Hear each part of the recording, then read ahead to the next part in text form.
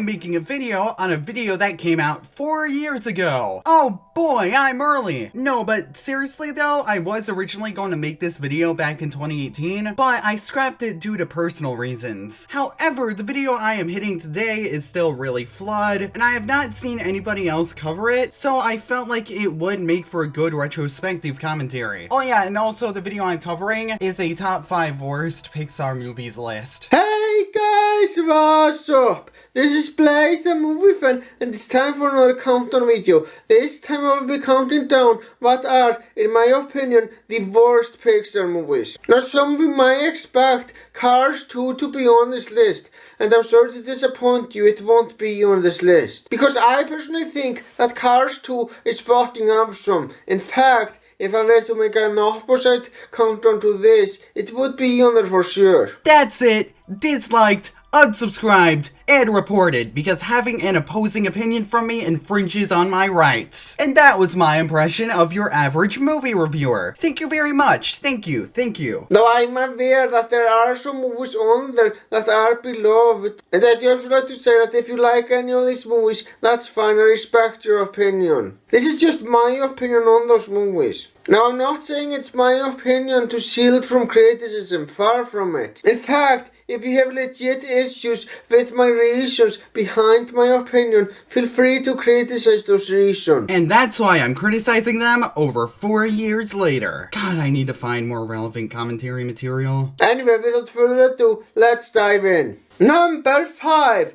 Cars 3. That is a very low quality image. I would defend Cars and Cars 2 even if it kills me. Those movies are fucking awesome and they get far more hate than they deserve. But Cars 3 on the other hand is a bad movie and the only one out of the Cars trilogy that I actually hate. Now this entry is gonna be very brief because to be honest there isn't a lot I can say about this movie. It's extremely fucking boring and that's really the movie's biggest problem. And that is exactly why it's at the bottom of the list. Because the other movies on the list have far bigger problems than just being boring. I mean, most of the movie is just about Lightning McQueen getting ready for a race and being past his prime. Neither of which make for an interesting movie. Yeah, the movie is just boring. Moving on. Wow, this is literally nothing. Like, boring is just a vague descriptor for what you don't like. I mean, you did say that Lightning McQueen being past his prime and preparing for a race is what made it boring, but that doesn't really tell me anything other than that's what the movie is about. To which a premise isn't inherently a fault with the movie. More on that later, believe it or not. Now, Blaze has told me that he isn't really sure how to elaborate on something being boring, but if that's the case, then don't use boring as a criticism. Now, how would I improve this segment? Think about what Cars and Cars 2 did so well, and what made you like them. Then figure out if Cars 3 was lacking in those elements. Because going like, these movies good, but this movie bad and boring, doesn't really tell me anything. Number 4. Monsters University. Now before I give you my opinion on the movie, I am gonna tell you what I think of Monsters Inc. I think that movie is just alright.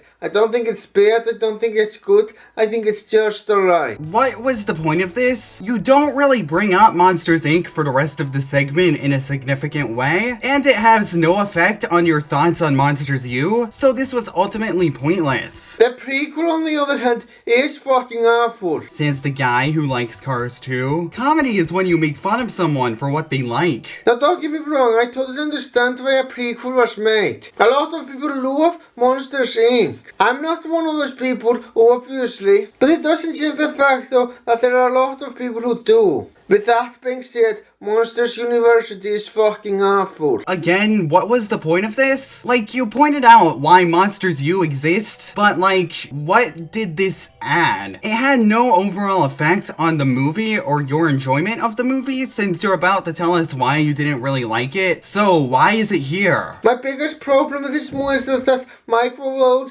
is a fucking loser in this movie. That's rude. There was absolutely no reason to root for Mike at all.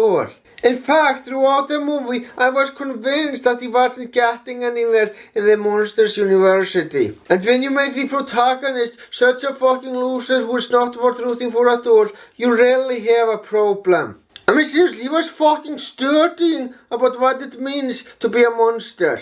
Everyone should know that it isn't something that you can learn, it's something that comes naturally. No. The whole point of the movie was that Mike was told time and time again that he doesn't have what it takes to be scary. So he studies scare theory. There's even a scene in the movie where he applies what he has learned in a log cabin and is able to scare full-grown adults. He wasn't using his appearance as much as he was using other techniques to set an atmosphere. Plus, if being scary is something that comes naturally, then why would books be written on the subject? Yeah, books are being written on that subject within the world of Monsters U. Six. Number 3, up. Now I'm not gonna complain about the fact that the house somehow manages to float with balloons.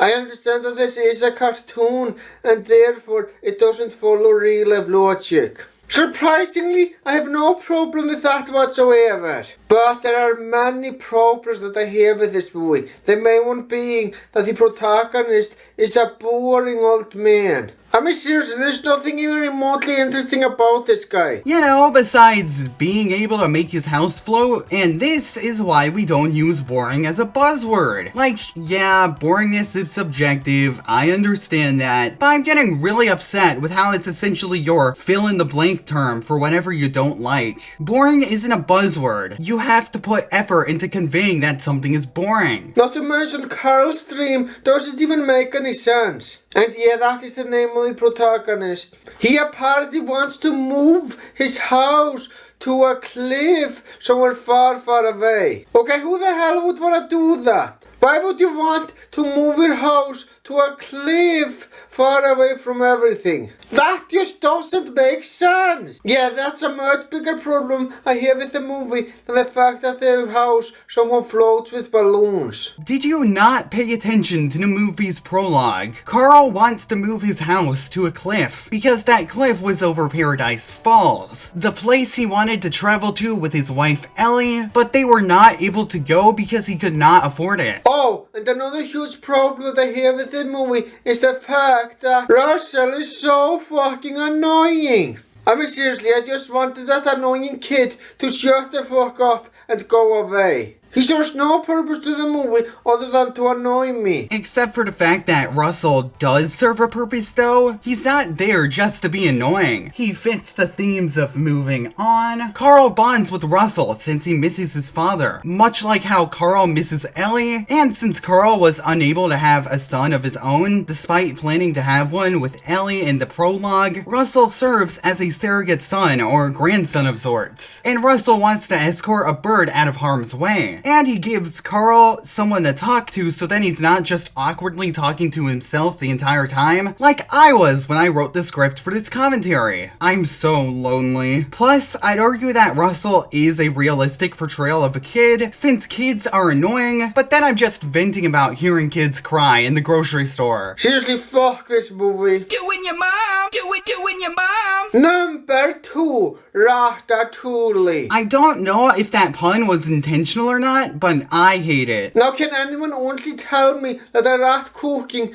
is a good concept? No, it's not a good concept in the slightest. In fact, it's fucking creepy. Who the hell thought that it was a good idea to make such a creepy concept into a movie? The fact that it has such a creepy concept is the main issue that I have with the movie. I mean seriously, a rat that cooks, that is so fucking disturbing. Just ew. Okay, this has got to be the weakest critique I've ever seen of anything ever. Because you're not talking about Ratatouille as a movie, as in the themes and such. You're only talking about the premise. A movie is not a premise. You have to talk about how well the premise is executed. Pixar movies have been praised for having well-told stories that can resonate with many different people. And Ratatouille is a very well-received movie that many people like. Not to say that you have to like it, but to some extent, theming is something that you should talk about, instead of just hand-waving it away because of a premise that you don't like. When you don't talk about Ratatouille as a film, then the people who like it will not understand where you're coming from. Plus, the movie acknowledges that the premise itself is disturbing, since Linguini, the chef Remy works with, doesn't want Remy the rat to be discovered by Chef Skinner, the man Linguini works under. You are not supposed to find the idea of Remy cooking to be appealing. The overall theme of the movie is that Remy was trying to make something great despite his background. And even then, Remy is not disturbing. I mean, he is to the cartoon people of his cartoon world, but he was specifically designed to be able to appeal to children. And since children are cowards, he is not designed with the creepiness that rats have. Now that is the biggest problem that I have with the movie, but it's not the only one.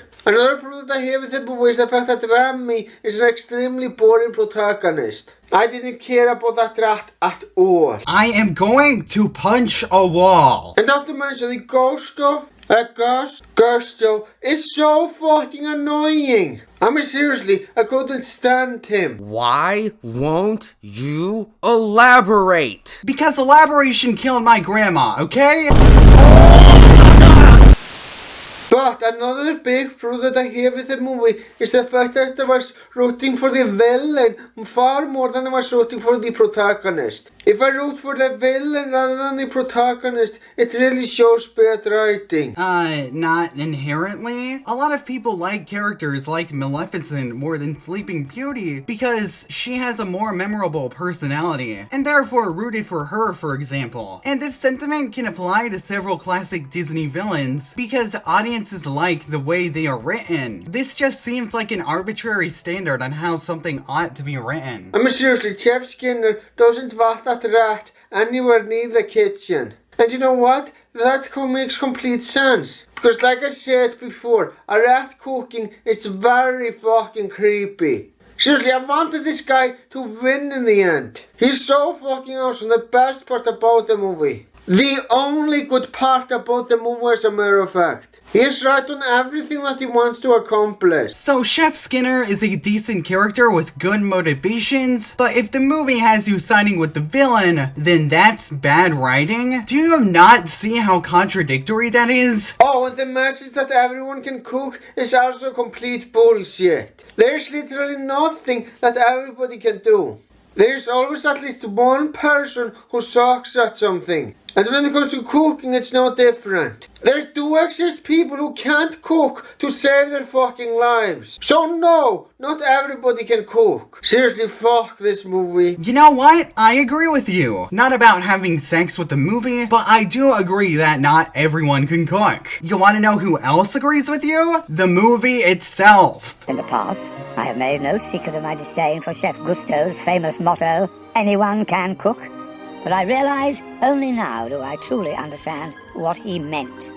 Not everyone can become a great artist, but a great artist can come from anywhere. And sure, I guess you can argue that the character of Anton Ego was the antagonist, and therefore his input is supposed to be wrong, but at this point in the movie, he is no longer antagonistic towards Remy. He is no longer the antagonist. And since this is one of the last statements in the movie, there's a good chance that the creators do agree with it. Number 1, Wally. Now back in 2012, I made a review of a movie called Wally. And a lot of people really didn't like it. In fact, that video had 9 dislikes and only 1 like. And I somehow have a feeling that the same people will have a problem with this entry as well. I'm sorry, I'm being entirely honest here. I really fucking hate this movie. Though I will admit, I was legitimately wrong on one thing. Wally does have personalities.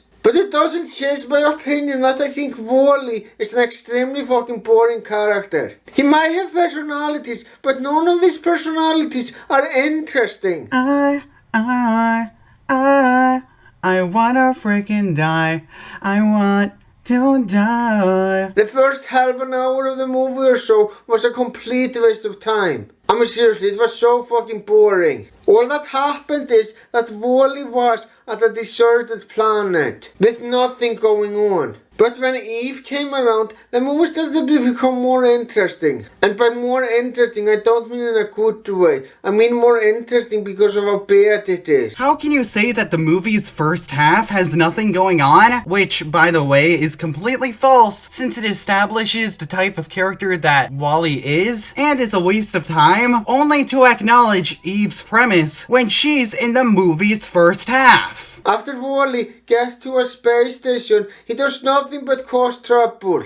I mean, seriously, that's all he fucking does for most of the movie. And he also saves humanity from the antagonistic wheel that conducts the space station, which fits the themes of comfort and security versus freedom, and actually going out and living life. The people on the space station wouldn't have been brought back to Earth if it wasn't for Wally. And I also don't like how this movie has some bullshit environmental message. But I haven't gotten into the worst part about this movie. The worst part about this movie is the fact that it's incredibly offensive towards fat people. I mean, seriously, this movie makes fat people look like fucking morons, and that really offended me. So I could mention how the people on the space station being fat fits the themes of how you shouldn't be coddled and comforted, but I guess you could argue that just because something has a purpose, that doesn't mean you have to like it. So instead, I'm gonna point out that being fat is associated with several health risks. Like, if a movie portrayed an entire colony of people as gay and had that being a bad thing, then I would understand this type of critique, but as it stands, I think this critique is weak. And really, I don't have much to say about this video besides pay more attention to what you watch, so I'm gonna go jump out a window now. Goodbye!